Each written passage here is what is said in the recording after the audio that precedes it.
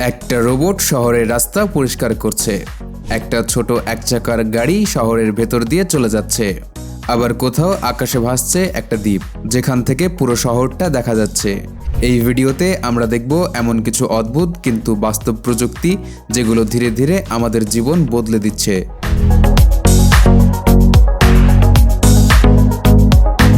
ধরুন সকালে আপনি কাজে বেরিয়েছেন, সামনে কয়েক কিলোমিটার লম্বা জ্যাম।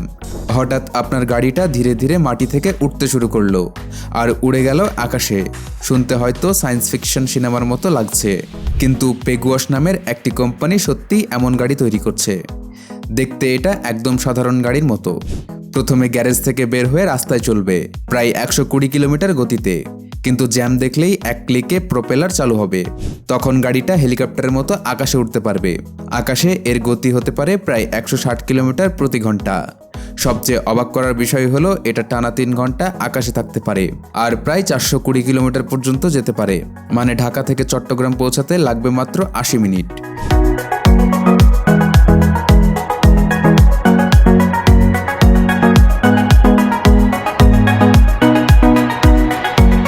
এবার আসি আরেকটা মজার প্রযুক্তিতে, একটা বিশাল রোবোটিক স্ট্রিট ক্লিনার, যেটা মানুষের মতো রাস্তা পরিষ্কার করতে পারে, বরং অনেক দ্রুত আর বেশি নিখুঁতভাবে।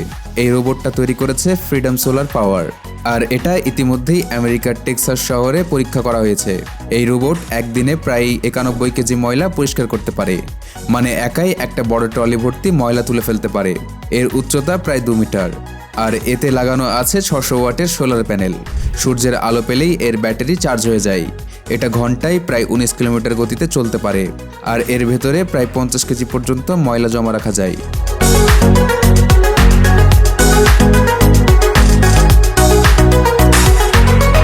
এবার দেখুন একটা ছোট কিন্তু অদ্ভুত যান, একটা এক চাকার ইউনিসাইকেল, যেটা দেখলেই সবার চোখ আটকে যায়। নাম হলো রাইড ইন মোশনিট।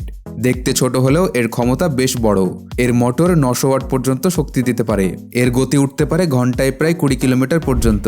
একবার চার্জ দিলেই প্রায় 30 কিলোমিটার চালানো যায়। মানে শহরের ভেতরে ঘোরাঘুরি করার জন্য একদম পারফেক্ট।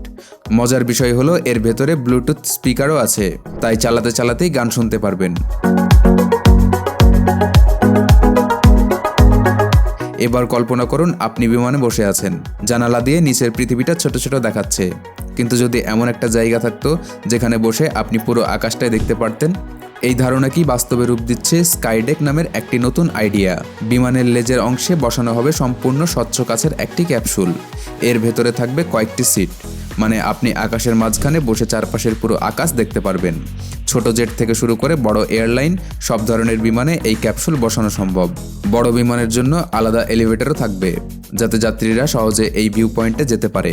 এবার আবার ফিরে আসি শহরের রাস্তায়। আপনি জ্যামে দাঁড়িয়ে আছেন, সামনে অনেক গাড়ি, কিন্তু বেশিরভাগ গাড়িতেই মাত্র 1জন বা 2জন মানুষ। অন্যদিকে একটা বাস চাইলে 155টা গাড়ির কাজ করে দিতে পারে।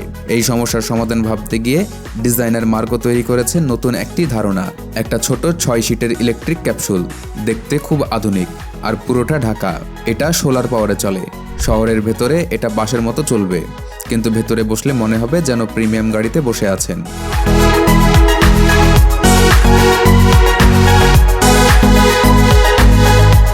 মানুষ এখন পানিকে পরিষ্কার রাখার জন্য একটা নতুন পদ্ধতিও ব্যবহার করছে।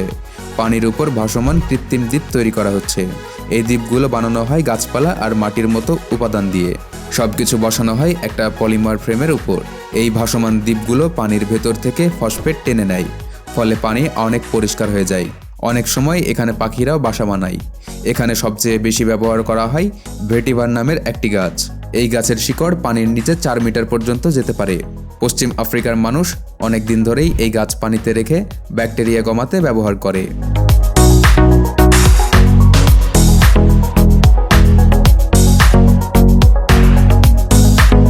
এবার কল্পনা করুন একটা ছোট শামুক ধীরে ধীরে হাঁটছে, খুব ধীরে। কিন্তু যদি বলি এমন দেখতে একটা রোবট একদিন মানুষের জীবন বাঁচাতে পারে, শুনতে অবাক লাগলেও এটা সত্যি। চীনের হংকং ইউনিভার্সিটির গবেষকরা এমন এক ধরনের রোবট বানিয়েছেন যেটা শামুক থেকে অনুপ্রাণিত। এই রোবটগুলো যে কোনো জায়গায় থামতে পারে, আবার ধীরে ধীরে এগোতেও পারে।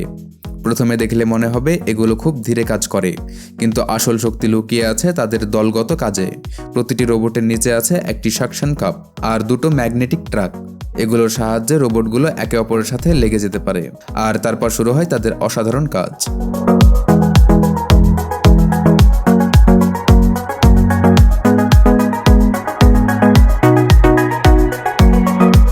তো বন্ধুরা, কেমন লাগলো আজকের এই ভিডিওটা যদি ভালো লেগে থাকে তাহলে ভিডিওতে একটা লাইক আর চ্যানেলটিকে সাবস্ক্রাইব করে পাশে থাকবেন।